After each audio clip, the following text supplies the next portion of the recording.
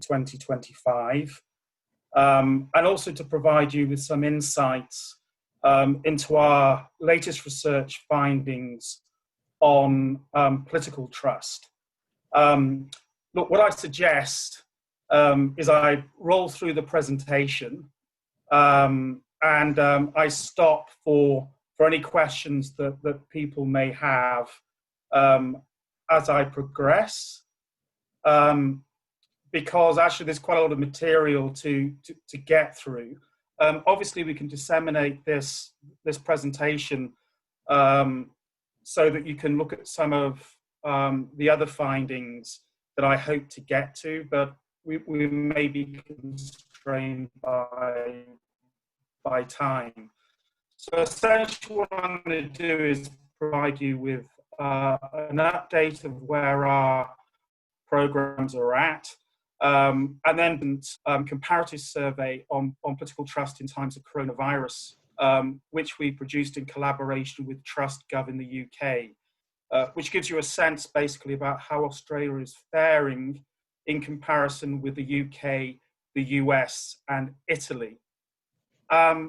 So, as Peter said, Democracy 2025 is a collaboration between the Museum of Australian Democracy and the Institute for Governance and Policy Analysis. Essentially, I've been working with the museum for probably about 8 years now. And we began basically by developing some joint surveys on how different groups of Australians imagine their democracy.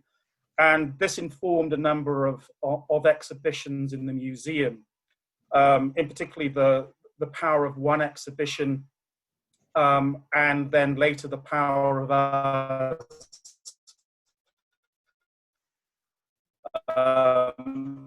exhibition. And our survey kept attention to in federal government and political parties. And by mid-2018, our modelling suggested that if current trends continued, by 2025, fewer than 1 in 10 Australians would trust their politicians and key political institutions. So we decided that we needed to establish an initiative that drew attention to the low levels of trust in government and institutions, but also started to focus on international better practice in terms of how other countries around the world, and actually other states and territories here in Australia, were attempting to bridge the trust divide between government and citizen. So Democracy 2025 was born with the aspiration of avoiding the doomsday for Australian democracy. And essentially our vision is to drive a national conversation on how we can strengthen democratic practice, be the best democracy that we can be. So there's an obvious overlap between our vision and the work of CAPAD. So in a sense, in my view, we are natural allies in celebrating, but also drawing attention to the vulnerabilities of Australian democracy and seeking to find better practice solutions to bridge the trust deficit. So basically, we audit the qualities of Australian democracy. We investigate and experiment with what works in terms of renewing our representative system of government. And then we facilitate various non-partisan conversations on how to improve our democratic practice. We think that it's really important for these to be non-partisan conversations. Our view basically is that democracy belongs to all Australians and to all Australian citizens. And actually, the key to refreshing and renewing our democratic settlement is through active citizenship. And also in our view, many of the problems with Australian democracy emanate from the observation that it's difficult to conceptualize any form of organization where you stay absolutely wedded to the principles of the extension of the franchise in the 19th century. We argue that democracy is an aspirational concept that constantly needs to be struggled for. And actually, it's when you give up on the struggle for democracy that we start to see democracy in retreat. So basically, we have 6 key programs. We have our public trust program, which provides an evidence base to support our understanding of the contemporary state of Australian democracy, but within a comparative perspective. We have our democracy lab, which is about experimenting with new and old ways of doing democracy. We have our Ignite Learning program, which is basically about supporting next generation citizens. We're working with young Australians who visit the museum. We have an engagement program. We have a program that focuses on Australia in the Asian century. And we also have a leadership program that focuses on the importance of integrity in public sector leadership, which we view as a major issue in the process of democratic strengthening. So look, I'll talk a little bit about each of these programs in a little bit more detail, so you get a sense basically about the range of work that we're doing. One of the key changes in the mission of the Museum of Australian Democracy was to approach the development of its exhibitions from a strong evidence-based approach. Okay, and I think actually that's been kind of a global trend in museology, the trend towards strong, rigorous, objective evidence to underpin exhibitions. And then actually the second key change has been the shift towards participation in museums, and actually museums being increasingly a space for trust building between government and citizen. And actually, you know, whether you look at the biggest museums in the world, in the United States, or across Europe, they are all becoming campaigning museums and spaces for conversations on the changing nature of democracy and citizenship. So here we have 5 key projects. We have a project called How Australia Compares, which is actually funded by the British government, which basically allows us to do comparative surveying across the world, and allows us to compare Australian democracy both within our region and then in contrast to more mature liberal democracies. We have our Citizen Trust Survey, which we process almost every year now, which basically looks at how Australians imagine their democracy. So as I said, we have a range of programs. The first program is our public program, and that focuses on where different groups of Australians on how they imagine their democracy. And that includes, as I said, national surveys, representative surveys. We have surveys that focus on particular types of relationships. So, for example, the Citizen Trust Survey focuses on citizens and public services and attitudes towards public services.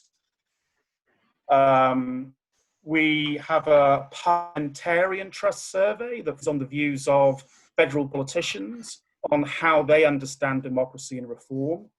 We also have a Community Trust Survey, which I do in partnership with The Conversation, Michelle Grattan.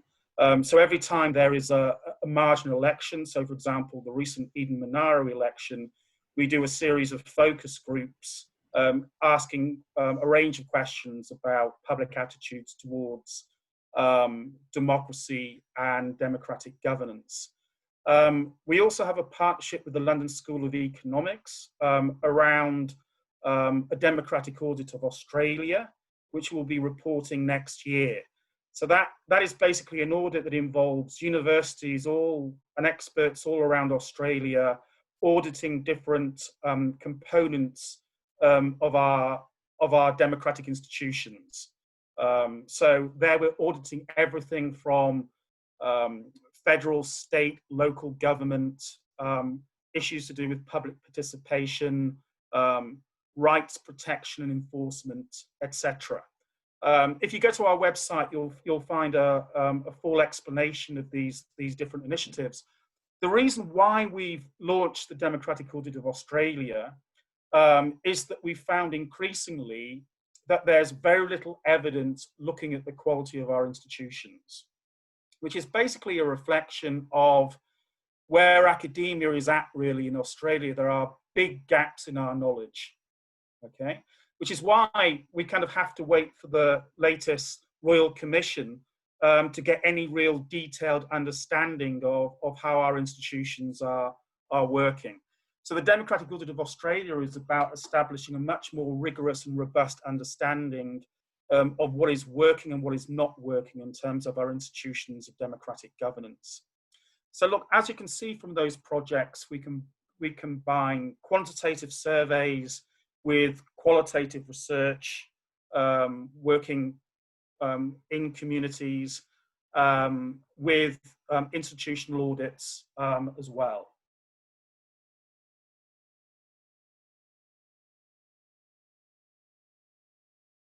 And just gives you an idea of, so these are really the reports from the key surveys. Big report number 1 was a big national survey on trust and democracy in Australia. Report number 2 focused on investigating how different countries around the world were seeking to bridge the trust divide between government and citizens. Report number 3 focused on better practice in co-design and deliberation, because we argue that co-designing democratic governance and deliberation in relation to the key decision-making centers in the policy process is a key way of bridging the trust divide. So obviously we're arguing for participatory governance, we're arguing for a citizen-centered approach to democratic renewal. Report number 4 was basically an example of a deliberative, well, I'd call it more of an expert panel using the methodology of citizens' juries. So we were commissioned basically by the Secretary's Board to bring a sample of public servants to look at what the APS needs to do to bridge the trust divide. And we produced a report that was integrated into the FODE review, the 2019 APS review. And again, much of that really was about how you create a much more inclusive approach to program design and delivery and learning.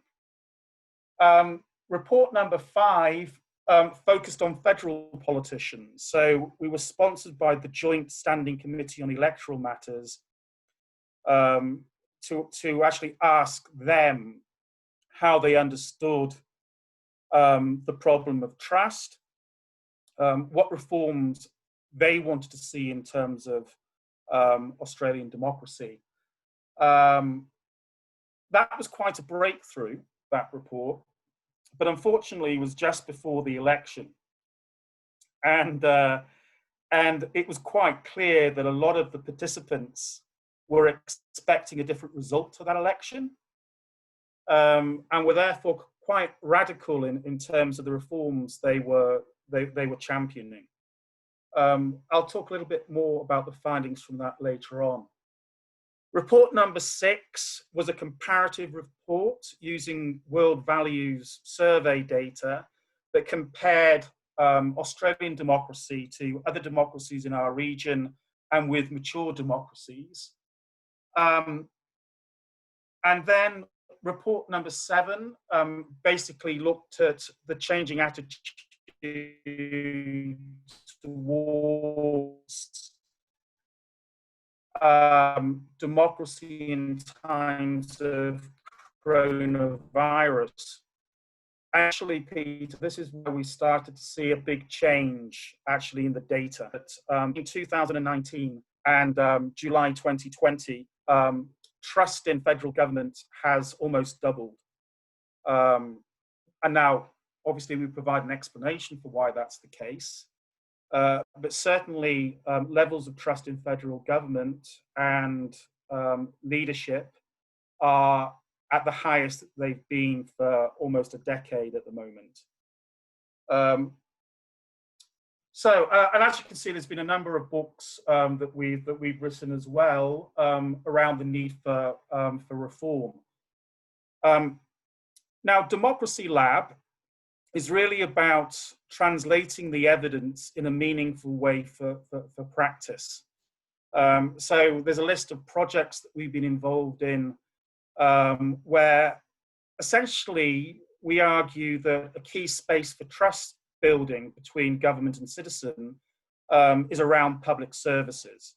As you know, most citizens never actually meet or engage with their representative, but they engage with public services all the time. So most of those evidence through co-design and deliberative democracy, we were commissioned to rebuild business.gov.au to be a more interactive platform for building trust between government and small businesses. At the moment, we're working on the design of a new better outcomes framework for the Department of Social Services, which essentially is a participatory governance initiative, which is based upon developing developing co-governance approaches to needs assessment and program design in social inclusion programming across Australia. So look, Democracy Lab basically reflects our view that a very much neglected part of the quality of our democratic life is our democratic governance, is how decisions are made, how programs are designed, how services are delivered. And we argue that that has to be based upon principles of co-production. Ignite Learning, as I said, is the work that we're doing with young Australians. So we have about 100,000 visitors each year. That's interrupted by COVID-19. Survey of young Australians when they came into the museum at the beginning of last year. That's allowed us to develop a baseline survey of how they understand democracy and how they envisage a parliament of the future. And what we're finding, and you'll see that there's on our website again, there's lots of podcasts and short articles as well as reports on this. What we're finding is that young Australians are great champions of democracy, but they have much more of a small L liberal agenda for change. So they want to see more collaboration in Parliament. They want to see a greater focus, obviously, on the issues that they care most about. They are particularly driven by the need to address climate change issues, mental health issues, bullying in schools. They're great champions of gender equality. And they're great champions, essentially, of a more representative Australian Parliament. And as we've developed this material, we've developed essay plans for teachers to allow them to use the data in lessons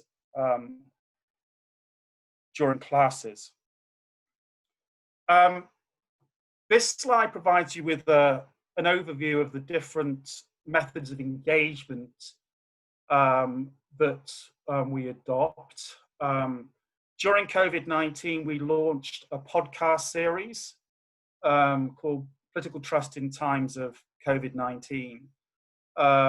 And actually, we've had over 100,000 downloads of those podcasts over the last few months. So they've really taken off. So Michelle Grattan and I have conversations with people like Norman Swan and Ian Chubb, and we had a discussion with key thinkers on trust building in the UK. We had a conversation with a whole range of NGOs that are experts in civic action, etc. So obviously, one of the key lessons from COVID-19 is that we have to take digital engagement much more seriously than in the past. There's always been kind of an inverted snobbery against ideas for digital democracy. I actually think that this last period has demonstrated that online engagement can really be very effective. And I've actually held quite a number of online deliberative activities during this period.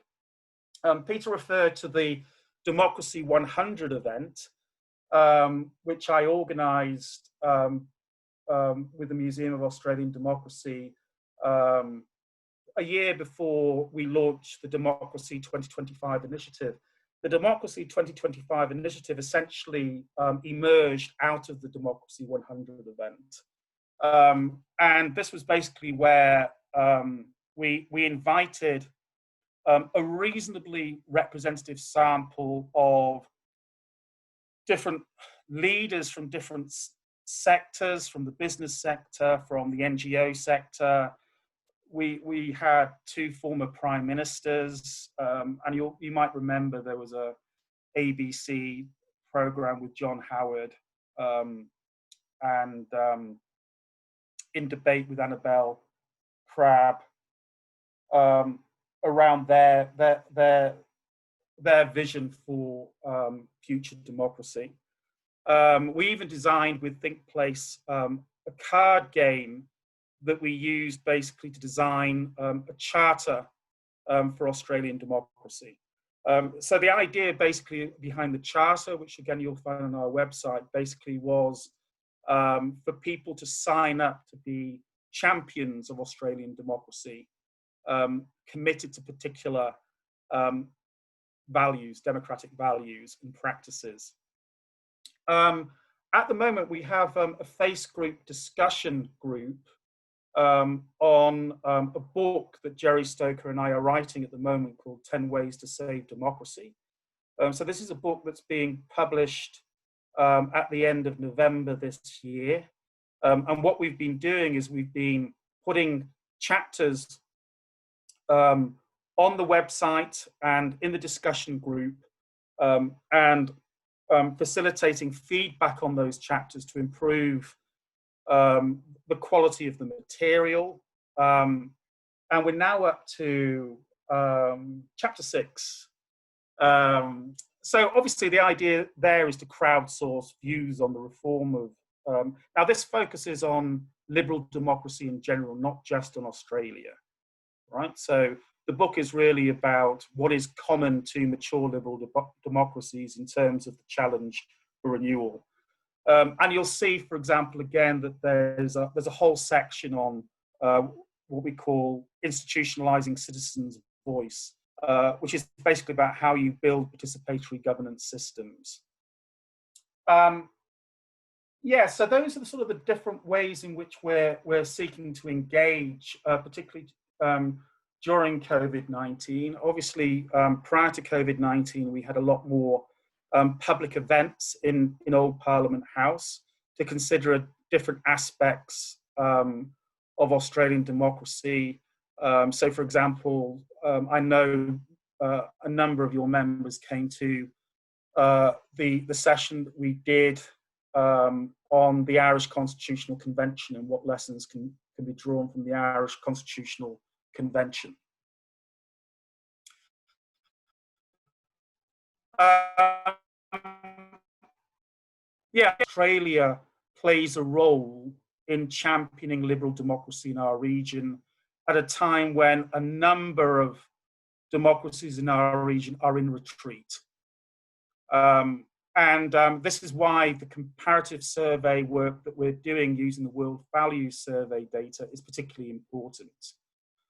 So as I said, we have this collaboration with the TrustGov project in the UK that allows us to do this comparative work on democratic performance. And then finally, over the last year, we've had 241 senior public servants participating in various executive leadership programs on doing policy differently. And by doing policy differently, I mean that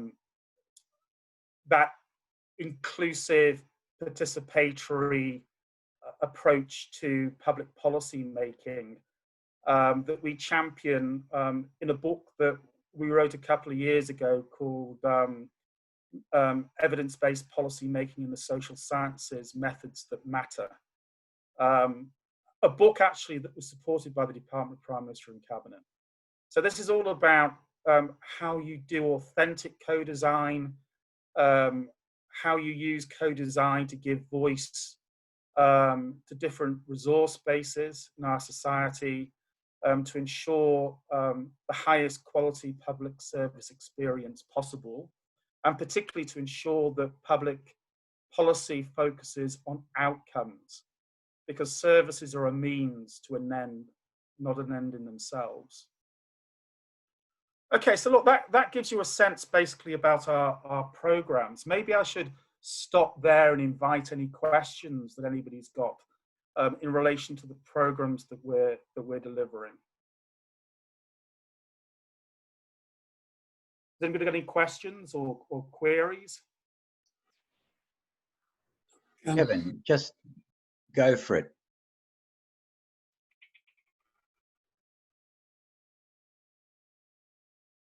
Yeah, look, all right.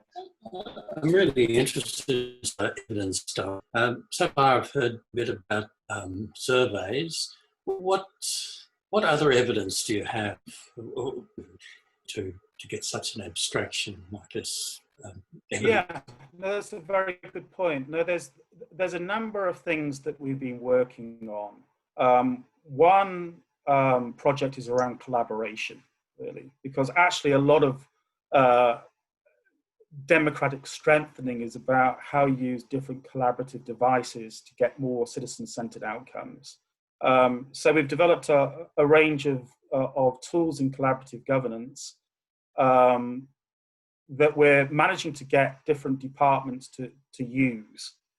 So, and actually we're using it at the moment in DSS, in the Department of Social Services, which traditionally has had a very top-down approach to how they've designed their programs.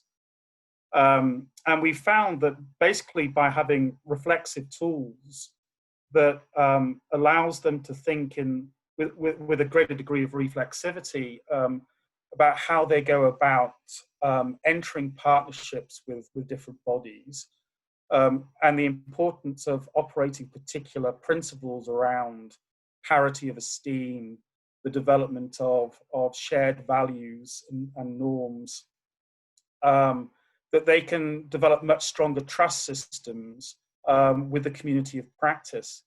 So we're finding basically that we've done similar work in the Department of Industry, Innovation and Science as well, and we found basically that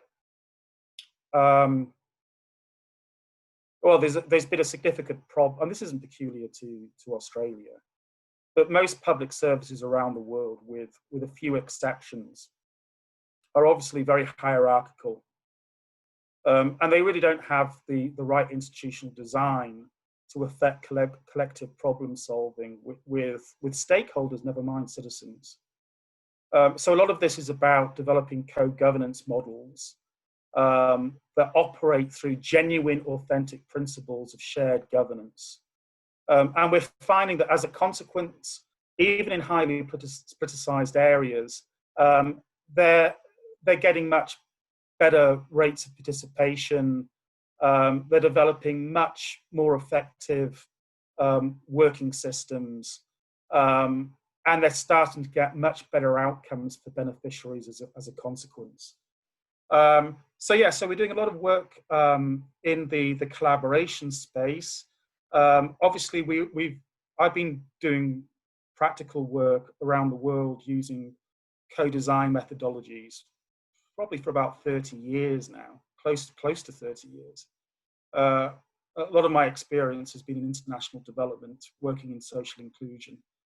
So again, a lot of our work is basically about drawing attention to better practices and building capacity of organizations to actually use those tools more effectively. So, I mean, co-design is a classic example of that. You know, it's done very, very badly by a lot of organizations because a lot of organizations just think it's about getting around a table and having a chat. Of course, it's a lot more than that. There's actually a very strong set of methods that have to be deployed in an authentic way to get the outcomes that you're trying to achieve. Most of it is really about sharing power. And a lot of organizations are still very reluctant to share power. So how would you measure the actual sharing of power as opposed to, okay, these are the things we could do? How can you measure how much power is actually shared within society? By looking at outcomes of implementation. So again, basically, if you work your way through, I mean, you can evaluate the impact of these methods by looking at their impact on individuals and communities, and basically tracing it through the system. So is anyone in Australia doing that sort of stuff? Yeah, so that's what outcomes measurement is about, essentially. So there's been a big tilt, and actually, strangely enough, it has been very, very strongly pushed by this government, but for other reasons. For them, it's been much more to do with financial accountability, but actually, it can be used as kind of a Trojan horse for getting better outcomes for beneficiaries themselves. So there is a lot. I mean, as I said, I'm running a big project on this in DSS at the moment, and there's been a whole range of different trials. So there's a program called Try, Test and Learn, which adopts these principles, and there's been 3 years of experimentation, focusing on getting better outcomes for particularly vulnerable groups like young carers, young long-term job seekers, young people who have failed to complete their degree. They developed what's called an investment approach. It's called the priority investment approach. So they have data which tells us which cohorts are likely to become long-term welfare dependents over the next 20, 30 years. So we know what are the most vulnerable groups in Australia. We actually know where they live, right? We have evidence that allows us to actually target resources and develop interventions to support those groups in a way that we never had previously. So, so it's not all doom and gloom, you know, but this is all in the doing. It's all in the practice, like anything. So that's why we focus a lot of attention on identifying what we understand as better practice and trying to diffuse learning from those better practices. So I'm wondering, Mark, you talk about this engagement and co-design. I'm not clear whether this is people within government departments working with each other to design stuff, or whether the community is being invited into the conversation to work with the public servants to design the programs that they will be recipient of. How does that? That's a very good point. So basically there's a continuum here, right? Now, the Try, Test and Learn program that I talked about before is about working with the target group, i.e. young carers or long-term job seekers. Actually, the ACT itself has been a laboratory for these types of programs. So I've worked on 3 programs in the ACT, one called Strengthening Services for Families, which again was working directly with families, vulnerable families.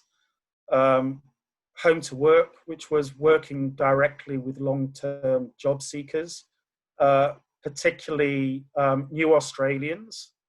And then there was another program which is basically about reintegrating offenders back into the community after prison sentences. So all of those programs are about co-creating the services with the target group. And it's about actually giving them a stake in the design. So in other words, they reflect on what's worked for them in the past, what hasn't worked for them in the past. They examine different service offerings, and they identify what works best for them. And the role of what's called the key worker, because all of these type of interventions have a key worker, is to ensure that the participants' views are actually enacted in practice.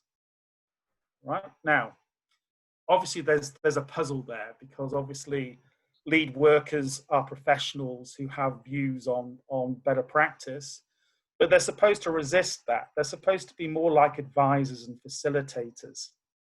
But actually, that's one of the key. If you look at a lot of the evaluation research in this area, there are some people who say, well, is this really authentic co-design or not? You know, are you really empowering the participant?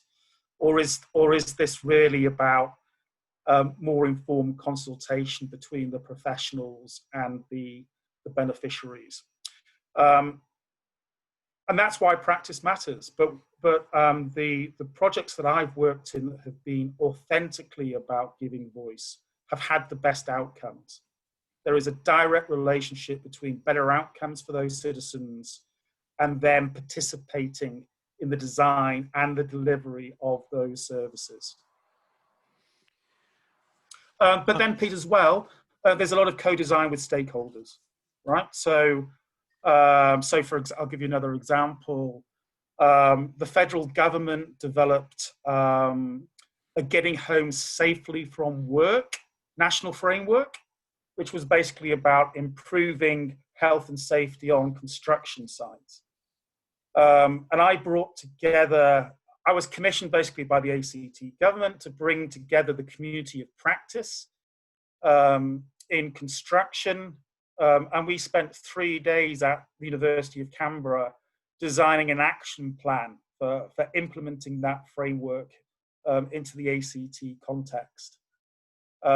And the participants there were obviously representatives from trade unions, representatives from different levels of government, health and safety experts and NGOs, etc.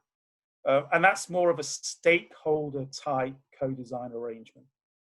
And, you know, part of the puzzle is identifying where best to include citizens, where best to include stakeholders, where best to have a mix. But in my view, citizens should always be part of the conversation. They may be a sequence of engagements, right? But nonetheless, if you want to get the best outcomes from those interventions, you can't ignore citizen voice. Great. All right. Thank you. Paul, you had your mic off. Do you have a question? Yeah, Mark, I just wondered if you could reflect a little bit on, it sounds like you've had quite a bit of success in getting some of these co-design programs into both the ACT government and the federal, particularly DSS. Do you have any words of wisdom about how to engage government government partners in co-design? Because it seems to me that sometimes they're not particularly keen. Sometimes even, I mean, this current government, on the whole, perhaps with the exception of DSS, doesn't seem to be particularly interested in co-design, from what I can gather. What's your perspective on that? What actually goes through cycles. So, and champions are important in terms of bureaucracy, as you know. So, there was a period from the launch of the Social Inclusion Board where there was a lot of work happening in the ACT government with co-design. There were particular champions, Natalie Housen, for example, when she was in education and community services before that. David Matthews has always been a big champion of co-design. So the first advice is you need to find out where the champions are. Luckily, because of the leadership work that I do, I'm able to develop a lot of strong relationships with senior public servants who will then come to me and ask me to help them with these processes. So, for example, the work that I did with industry, innovation and science, spent 2 years working with them on various co-design initiatives. There was a student that I taught when I ran the ANZOG Executive Master's Program in Public Policy, who came to me and said, I want to do some of this work. Can you help us? So I went in there to help them. She's moved around the public service. She's in DSS now. So actually it's about finding the champions, building good relationships with them. And if you do good work, they'll bring you in again. So that's essentially what's happened. It becomes a virtuous cycle. And there are a lot of champions out there. Now, having said at the same time, I've been asked to do some pretty silly things as well in the name of co-design. So, for example, I was brought in to design a policy framework for the future of work champions. And I did it, but I have to say, my view was they could have done that themselves. They didn't need a co-design approach to actually develop a policy framework. So there is a tendency to use co-design for inappropriate purposes quite often. However, the other thing I would say, Paul, is that after the 2010 Moran Review, the review of Australian government administration, a design centre was created at the ANU. It lasted for 1.5 years, fell over, largely because it was only given $1.5 million as an inception grant. And then they were expected to get departments to use their services. And so it fell over quite quickly. I did a review about 3 months ago on the number of design hubs and innovation hubs that there are now in Commonwealth government. And there's now 36 different agencies in Canberra devoted to doing this type of work, right? Now, obviously, if you costed that, you're talking, about a big investment. So that just gives you an indicator on, actually, there's a lot of work now taking place using these types of methods. Mm. Now, it may be that certain departments are now developing their own internal capability. But nonetheless, the transformation, since the Moran Review has been really very, very significant. Is the attractor improved quality of outcomes, or what's the appeal for all these different groups, do you think? So for the evangelists, it's better outcomes. But then there's also a lot of public servants who view this as a good way of maintaining the stability of the system, right? So they're actually less bothered about the outcomes. They're more interested in developing good, trusting relationships with stakeholders so they can, maintain a stable political setting.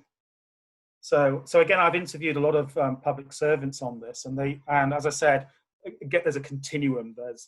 There's basically people who've been using these techniques for a long, long time.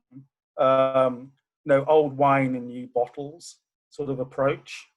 So actually, if you think about the key principles of good community-driven development, that developed in the 1960s, a lot of those principles are very much alive in this type of work. They've just been relabeled. Some of the techniques, like journey network mapping and stuff like that, are newer. And some of the digital technologies that underpin these are new. But the principles of engagement are pretty much the same. Yeah. But then, as I said, you have a number of public servants who are just interested in managing the politics. Then they're less interested in the outcomes. And then you've got some pragmatic compliers. And the pragmatic compliers are those that have been told that they have to use a co-design approach. And actually, you get a lot of perverse incentives emerging as a consequence. Yeah, so you've got a range of different practices. Okay, thank you for that. Is there more that you want to tell us, Mark, or are you happy to keep doing open questions? Well, I was going to tell you about the latest work that we've done on trust, Okay. to give you a sense about where we are. Do you want me to talk a little bit about that? Let's do that, thank you. Okay. Yeah, well, how do we understand political trust? So a lot of our work focuses on political trust. And basically, we use the definition that's been developed by Mark Hetherington, who's an American political scientist. He focuses on the importance of keeping promises and agreements, and thereby holding positive perceptions about people in government and their actions. Now, we argue that there's a difference between trust, distrust, and mistrust.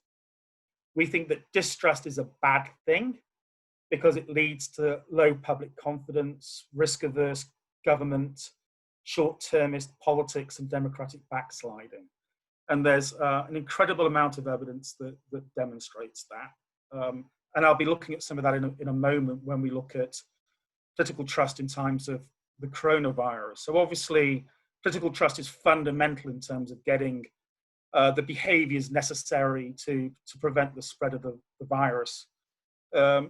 And government effectiveness in engendering those trust systems have differed very, very significantly from country to country. Mistrust, however, is a good thing. So really, liberal democracy is based upon mistrust.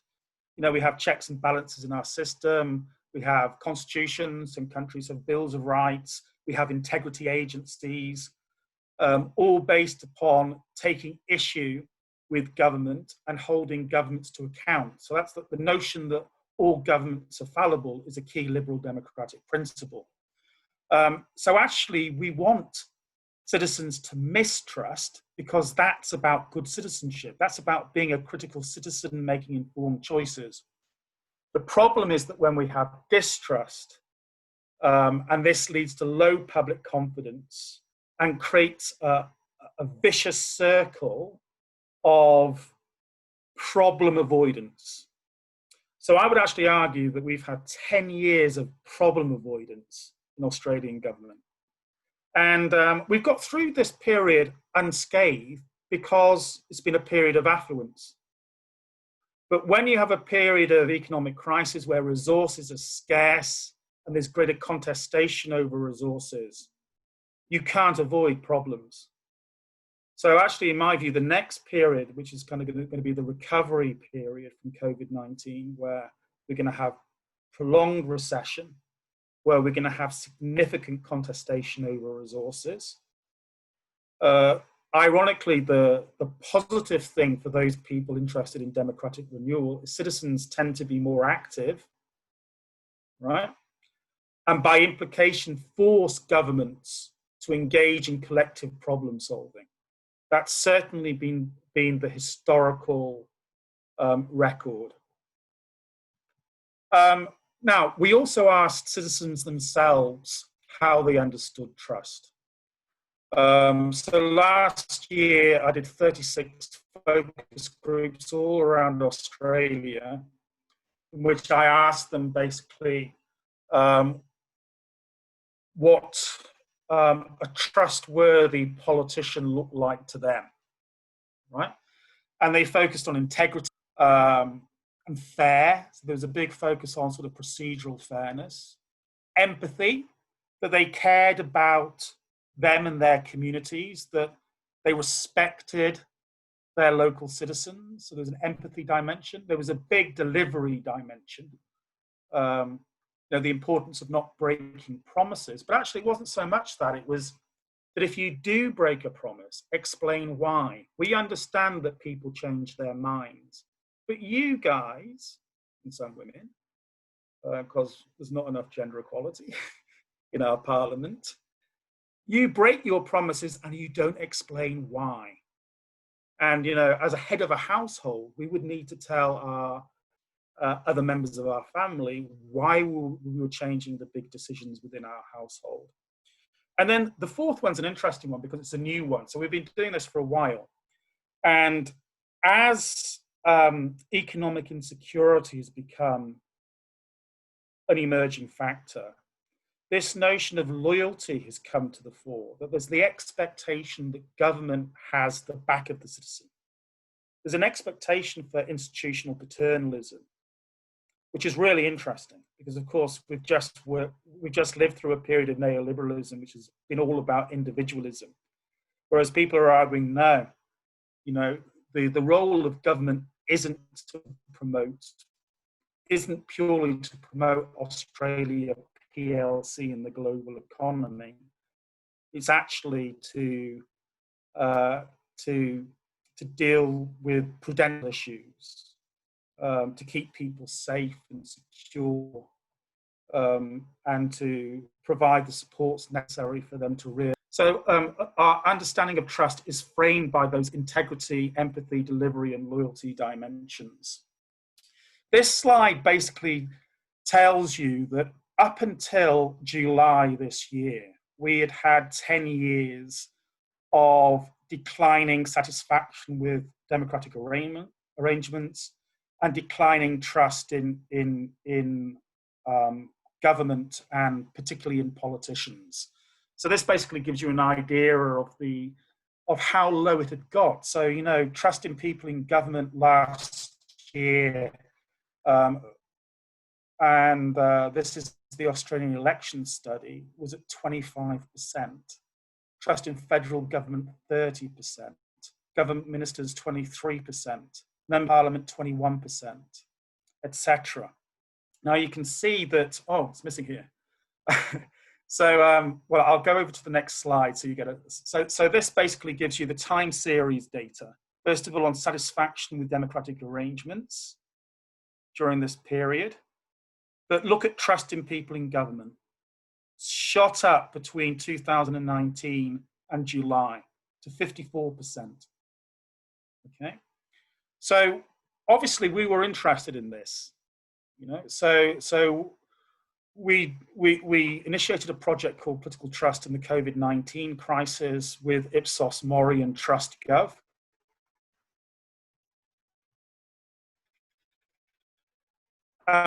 We basically chose four. So we had Australia, that with a certain number of other countries has consistently been ahead of the pack. Italy, that started really badly but has recovered really well. And then two outliers, UK with the highest number of fatalities per capita in the world, and of course the US, which has the highest level of fatalities as a country as a whole. And we asked them a series of questions about their perceptions of the pandemic, their general trust in a number of institutions, and their evaluations of the performance of political leaders in handling the crisis. And as you can see, we did the field work between May and June. So look, what we found is in Australia, there has been a big rally around the flag phenomenon, right? So despite that long period of quite ingrained antipathy for government and politicians, coronavirus has inspired a greater sense of patriotism within the majority of Australian citizens. So if you compare where Australia is in comparison to the other countries, Italy has also done pretty well in recent times. But as you can see, the UK and the USA,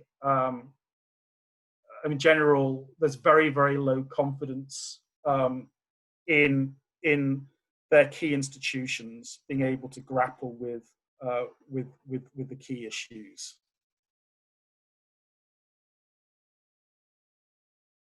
When we look at evaluations of leadership, again, Scott Morrison does the best, with Giuseppe Conte really way ahead of the pack. Now, when we did our Ida Monaro focus groups, there was a very different situation there because of the negative impact of the bushfires on public perceptions of Morrison's leadership.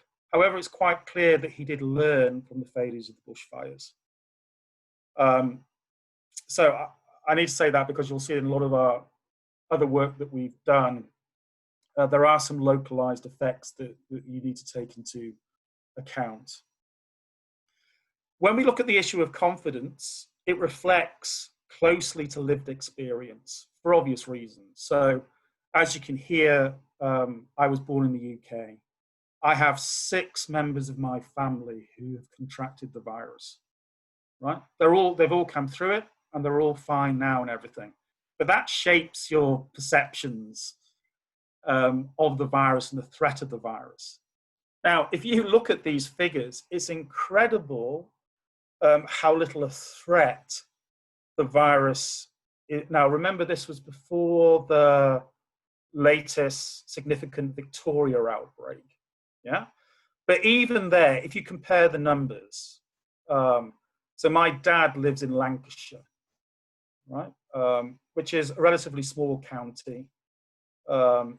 Biggest cities, closest cities, Manchester, Liverpool, Leeds. In the towns around him, there have been 10,500 fatalities. 10,500, right? You compare that with the Australian situation. I haven't looked today, but I mean, any death is a bad thing, don't get me wrong. But obviously, people are going to be much more worried and focused on the management of the crisis if they have experience of loved ones around them contracting the virus. So what we found with this survey is that lived experience was fundamental in terms of how people were perceiving the virus and what they expected from government in terms of the management of the virus. Now this is a phenomenal slide. Partisan divides in perceptions of the national threat of COVID-19. Look at the difference in Australia. Okay. In other words, in Australia, we have, Labour voters are saying nice things about Morrison's handling of the virus. There's a very strong bipartisan support for government action at the moment. I mean, look at this slide. 55% of Labour supporters agree or strongly agree the leader is handling the coronavirus situation well by party. I mean, compare that to the others. It's phenomenal. Now, having said that, I love this slide. And the reason why I love this slide is that what is getting in the way of the shift towards a more collaborative politics, which I think is key to democratic renewal in Australia, is the adversarial nature of our party system. The actual difference in policy terms and actually public expenditure terms between a coalition and a Labour government is a factor of between 1.2 and 1.6%. In other words, Labour government will spend, right, around 1.2 to 1.6% more on welfare commitments than the coalition government. But in patterns of public expenditure, there's very little difference in terms of the outcomes of public policy. What gets in the way is the adversarial nature of our party system. So I actually think our culture as expressed by citizens is a collaborative culture, but our politics as expressed by the political elite, right, is an elite politics and an adversarial politics. Ironically, I think that Australian democracy is more elitist today than it's ever been. That the disconnect between the citizenry, or what's called the division of labour between the active political elite that makes all the decisions and the passive electorate, has never been greater. And that is the big enemy of democracy, in my view. The biggest enemy of democracy is passivity within the citizenry.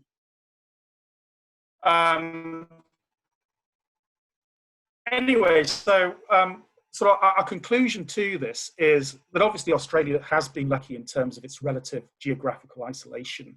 And actually, if you look at where countries have particularly struggled, and where you have the highest instances of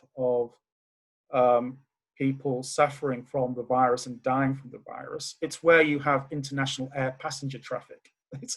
You can overlay the graphs with where there's international airport hubs. It's actually incredible.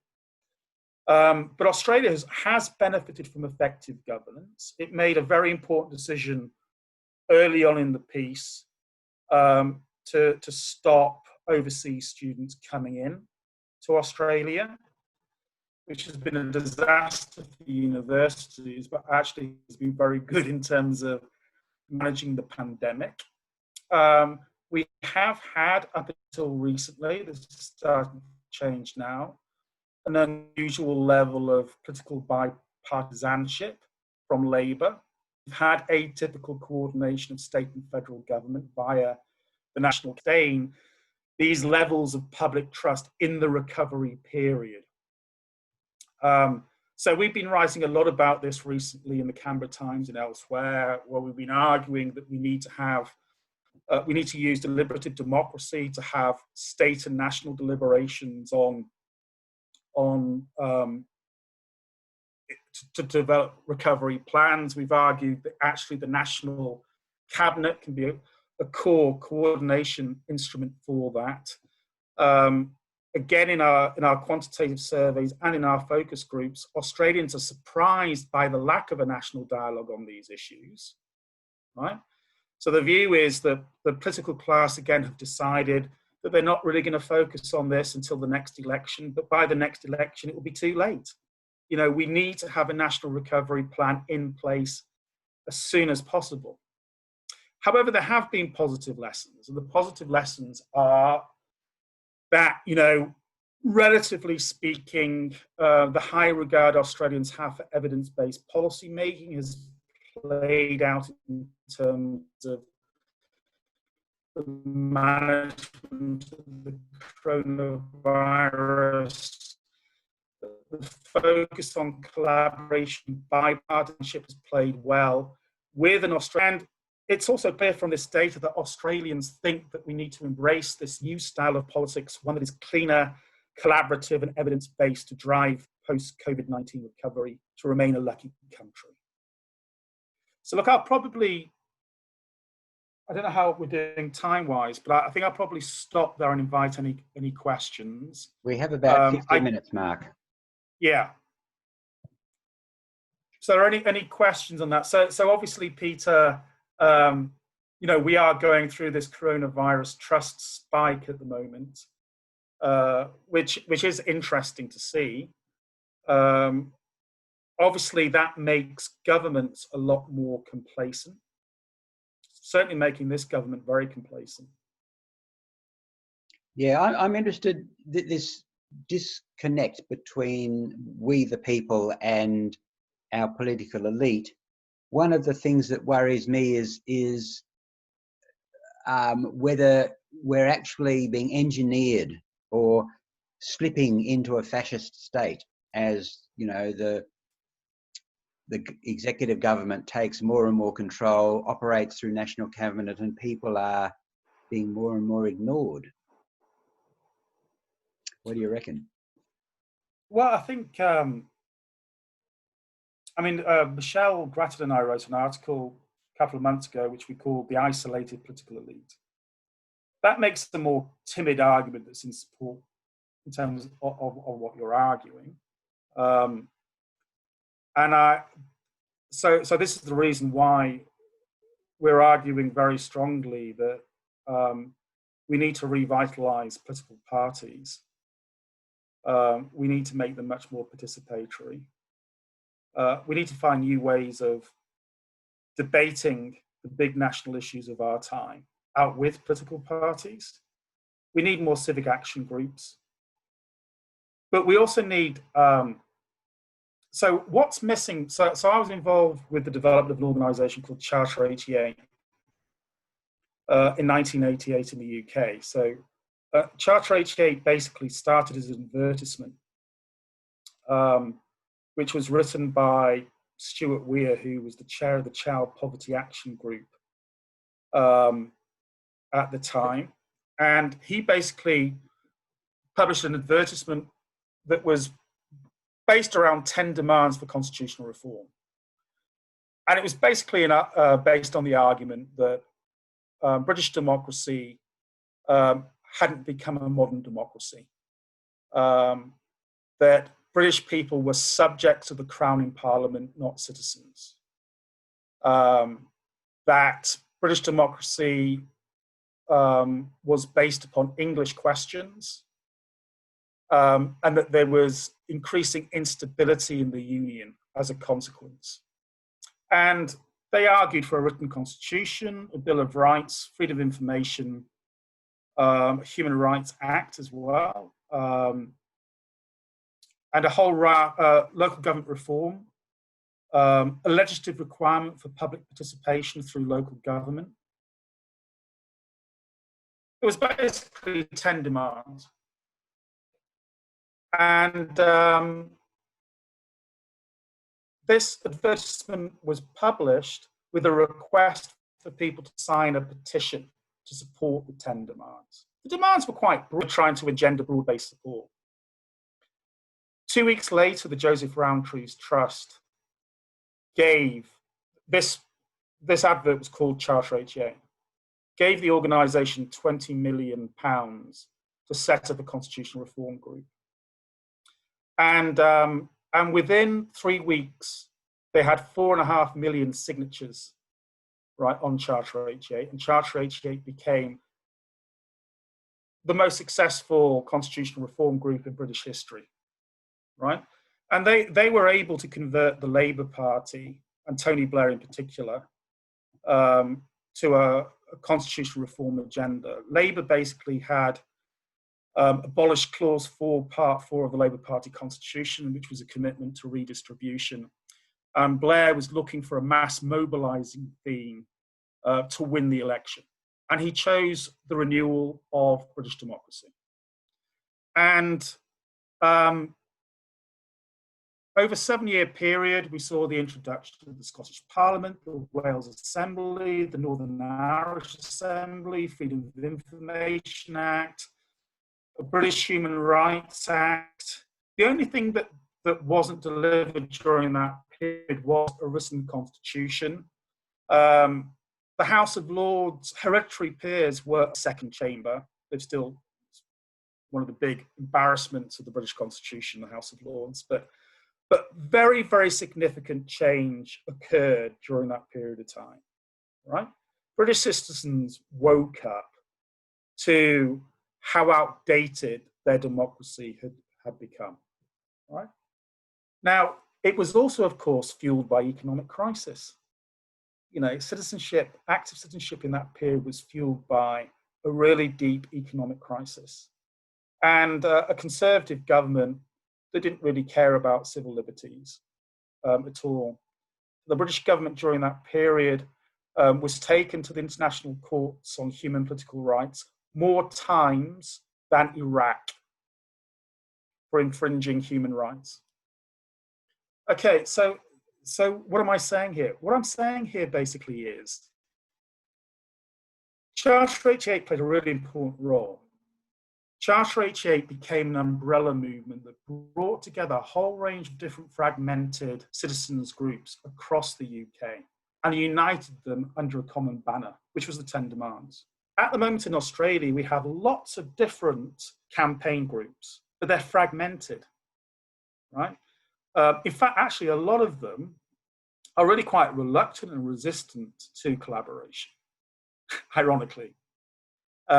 So, you have your high-profile groups in Sydney, you have your high-profile groups in Melbourne, you have your ones in Brisbane, but they don't come together, they don't converge together, and their influence is diluted, right? They all struggle for funding, right? So basically, I suppose what I'm arguing for is we need a Charter 88. We need a Charter 88 in Australia. Now, by the way, I'm not saying that Democracy 2025 is Charter 88. I should say that Democracy 2025 is basically funded by the University of Canberra and not the Museum of Australian Democracy. The government is not a big fan of Democracy 2025. It's disturbed by the impact that we've had, I quote. And actually, increasingly, there's a need to do the sorts of things that Democracy 2025 is doing, but from a more independent location. Yeah. So actually, I'm very, very constrained in what I can do around advocacy in particular. Okay. Because I have a minister sitting on my back, Ben Morton, who reports directly to the Prime Minister. So, I think that's an important point to make. Yeah, so look, I think that groups like you should start to be thinking about how you can make common cause, or how we can all make common cause come together, because if we remain fragmented, we're not going to have the impact that we could have. Yeah. However, okay. I'd also say that I'm more confident for awful reasons. And that is that in times of economic crisis, we know historically you do get more active citizenship, right? People do start to take these types of issues more seriously. And I actually think that over the next few years, it's going to be a very, very difficult time for a lot of communities across Australia. And they're going to be looking for leadership that political parties aren't providing at the moment. All right, excellent, thank you. Look, we're down to sort of the last 5 minutes. Has anyone got, or we'll take one burning question. Actually, Mark, can you unshare your screen so I can see all the people, please? So that didn't work. That works much better, thank you. So look, does anyone have wave to me? Yes, Paul, go. Hopefully, fairly quick question. Can I understand you've made the conclusion that Australians are fed up with adversarial politics, but I'm not sure how that follows from your data. There's an increase in trust, but surely that could be just to do with the fact that the government's been quite competent in handling COVID-19. Have I missed something? What's the data showing that the public is fed up with adversarial politics? The time series data shows very clearly that people are fed up with adversarial politics. But at the moment, within the context of coronavirus, people in general feel that the government has managed the crisis well, right? Political parties, for example, are still at the same level in terms of lack of trust. Right. Yeah. So it's the decrease in satisfaction with democracy that you're drawing upon most. Yeah, well, again, in the focus groups, even with coalition voters, when we ask them about their levels of trust, right, they say they have very little trust in the political class, but that the coalition represents their interests. They're two different things. They know if they vote for the coalition, their interests will be articulated through the system. Doesn't mean that they trust the political elite. That comes out really, really strongly. There's a general lack of trust in the political class, really, and it's getting stronger all the time. Thank you. All right. We actually have probably time for one more question.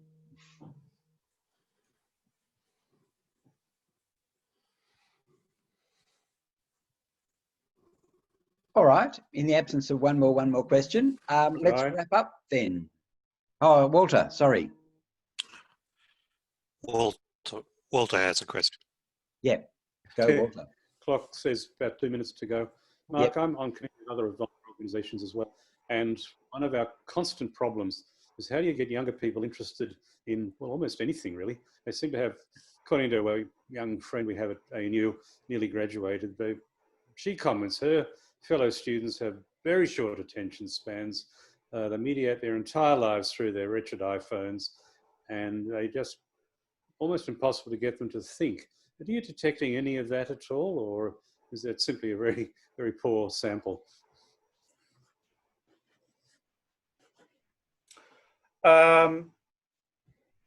So I have two teenagers, and I have the same problem with my two teenagers. However, if I tell you what my data tells me, that is a different thing. So I empathize with you on a human level, and but the data tells me actually it's about where we're engaging, right? So young Australians aren't interested in traditional forms of political participation, right? They're not interested in parliaments, and they're not interested in politics as it's displayed up on the hill. But it doesn't mean that they're not interested in politics in general. They are, right? But they do it in their own places. They do it online within their discussion groups. They even do it through their gaming, right? So gaming is becoming a key space for political identity now. So the answer to the question is that, actually we're doing a lot of work in this space. You have to engage with them on their terms, right? And on the issues that they care most about. And if you do that, you do get better rates of participation. At the same time, so over the last year, we've spent a lot of time with different groups of young Australians, helping them to devise different types of charter for democracy. So we had a group called Young Women Kick Out Parliament, who came to the museum for a weekend and devised basically a charter for Australian democracy. And then they presented it to Scott Morrison. And they were a very, very passionate group of young women who had a very, very clear idea basically about the future of Australian democracy, and had a very clear idea of what they liked and disliked about it. So in other words, there's also there are groups of activists that are very, very motivated politically. As I said earlier, in terms of our survey, they're very much practicing small L liberal values that are completely at odds with the core agenda. So what we've been looking at is next time voters and how the issues that they care most about differ from the core policy agenda. And they're chalk and cheese, right? So actually, your question is a big question for political parties, because political parties need to wake up to this, and they need to adapt the way in which they're engaging. Because as you know, our kids expect us to engage with them on their terms, not on our terms. All right. So I think that's, political parties need to do lots of things that they're not doing. That's going to be very interesting over the next sort of 5 years. But we are now at 3:31, and I think we should wrap up on time. So look, I would like to thank you very much, Mark, for coming and sharing these insights with you. I think you've only covered about a third of what you could have covered. There is a lot more fascinating detail in there. And to our members and friends who came along and joined us on this warm, sunny Sunday afternoon in Canberra, thank you also for coming along and participating. And this is the last of the formal series of Zoom events for the moment. We may come up with another series for the second half of the year. In September, I think we're going to be very busy managing the election business. And maybe in October, we'll think about having a post-election something. And then the AGM, of course, is happening on the first Sunday in November, and that will be the next formal event. But so thank you all very much. Thank you, Mark. And, Thank you. Haven't you got something Thanks, on the Mark. 2nd and the 9th? Yeah, 2nd and the 9th, we've got citizens' councils and empathy. It's about collaborative processes in Austria. And yeah, you're more than welcome to come along to those as well.